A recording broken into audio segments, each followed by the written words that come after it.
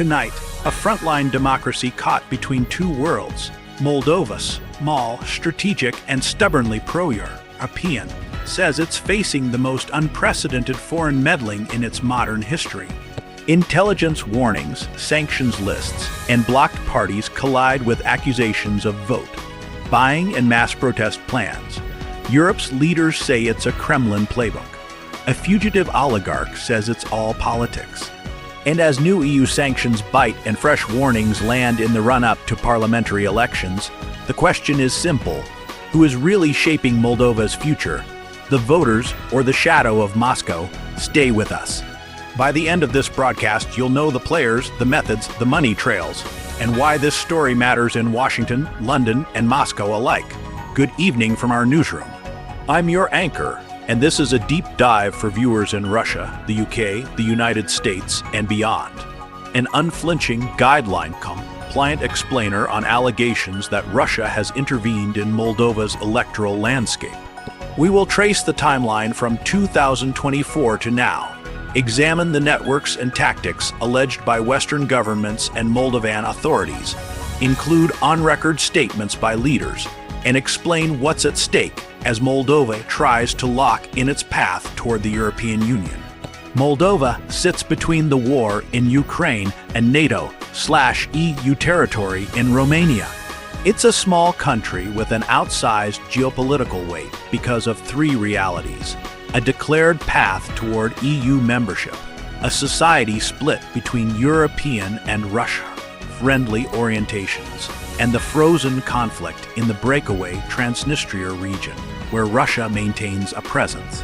The government in Chisinau, led by pro-EU President Maia Sandu, has argued repeatedly that Russia is using information operations, illicit financing, and political proxies to derail that European course. Those allegations intensified through Moldova's 2024 presidential race and EU path referendum, and they have not gone away in 2025. In 2024, Moldova ran two high-stakes votes: a presidential election and a referendum on enshrining the EU trajectory in the Constitution. Western reporters and think tanks documented influence operations, disinformation, and cash for votes allegations. Pro-EU forces ultimately held on. Maia Sandu secured a second term after a bruising runoff. The EU path survived but narrowly. On June 13, 2024, the United States, the UK, and Canada jointly accused Russia of plotting to sway Moldova's October vote and to incite protests if a pro-Moscow candidate lost. Those allegations set the tone for a turbulent campaign that Moldova would still be unpacking months later. A central name in this story is Ilan Shor, a fugitive Moldovan oligarch convicted in absentia for his role in the 2014 $1 billion bank fraud. Operating from Russia, Shor assembled the Victory, or Pobeda, bloc, a pro-Moscow political vehicle accused by Moldovan authorities of illicit financing and vote buying.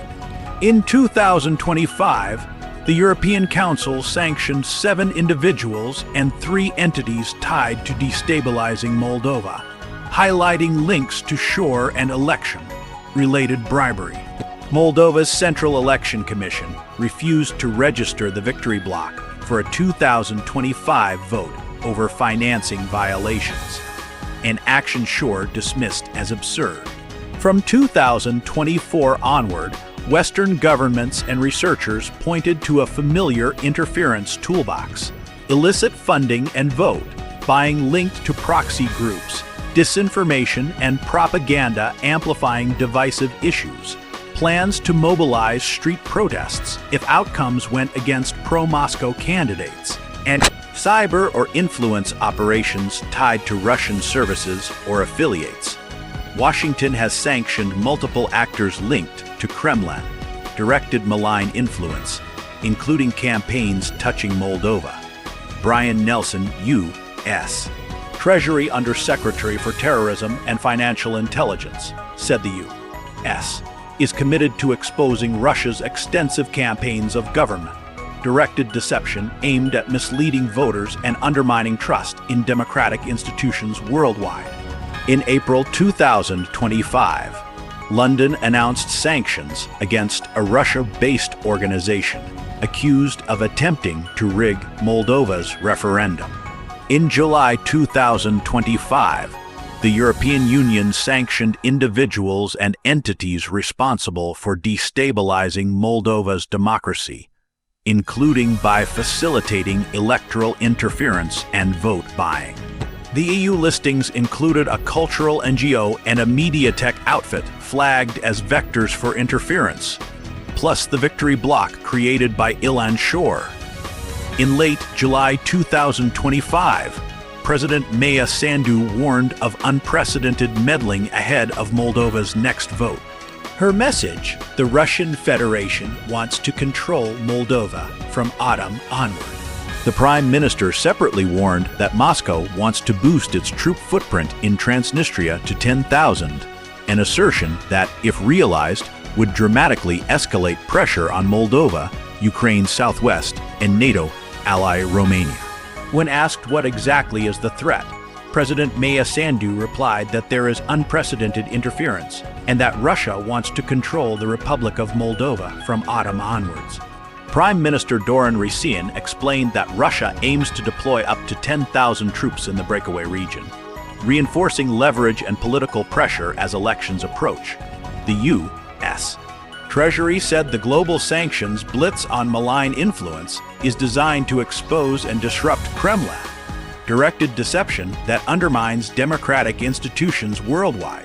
The UK government stated that its April 2025 designations targeted a Russia-based network alleged to be attempting to rig Moldova's referendum and destabilize its democracy. Ilan Shor rejected the allegations and called the move against his victory bloc absurd. The European Union said vote buying, bribery, and influence networks tied to destabilizing Moldova, including entities and individuals connected to Shor, led to asset freezes and travel bans. The timeline is clear. In mid-2024, the U.S., UK, and Canada publicly warned of Russian plans to sway Moldova's presidential race and mobilize protests if a pro-Moscow candidate lost. In late 2024, a narrow win for the EU Path referendum and a hard-fought Sandu re-election came amid allegations of vote buying and disinformation. In 2025, the UK imposed sanctions on a Russia-based network, and the EU followed with July 2025 listings against people and entities tied to destabilizing Moldova and facilitating electoral interference, including the Shor Orbit and the Victory Bloc. By summer 2025, Moldova's leadership was warning of unprecedented meddling ahead of parliamentary polls, with concerns rising over possible Russian military leverage via Transnistria. Two things have changed from 2024 to 2025. Sanctions have become sharper and broader, and the Moldovan government has openly escalated its rhetoric, describing the threat as unparalleled and systemic, not episodic.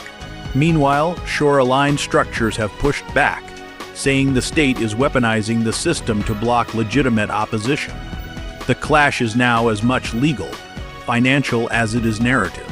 Analysts describe a four-lane strategy: financial lanes, where cash channels from front organizations or business structures allegedly move money into proxy parties or social groups ahead of key votes. Information lanes, with coordinated media campaigns to amplify grievances and peel off undecided voters or depress pro-EU turnout. Mobilization lanes, with contingency planning for street protests to dispute results or paralyze governance. And leverage lanes, with military and geopolitical pressure via Transnistria, plus energy and trade dynamics that can be dialed up or down to shape public mood. For Washington and London, Moldova is a test case of whether sanctions and public exposure can disrupt influence networks before they tip an election. For the EU, Moldova is a neighbor on a membership track. If interference can derail constitutional commitments there, it sends a warning across the eastern flank.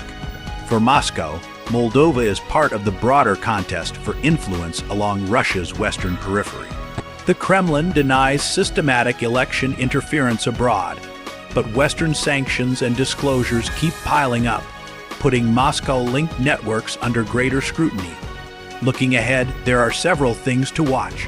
Moldova's parliamentary elections could bring further legal challenges from shore. Aligned figures and potential EU-UK or U.S. follow on sanctions. Court fights over EU listings may determine how far Europe can go in choking off interference finance. Any movement toward increasing Russian troop numbers in Transnistria will raise regional risk, and exposure reports from digital forensics teams will continue to track Moldova-focused narratives online. It's important to note that individuals and groups named in sanctions or administrative decisions may contest those actions and deny wrongdoing. Ilan Shor has rejected Moldova's registration refusal and has framed measures against his bloc as political.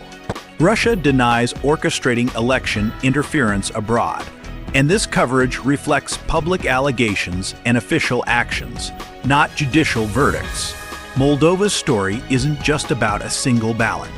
It's about whether a small democracy can chart its future without outside money bending the runway and without information wars short-circuiting debate.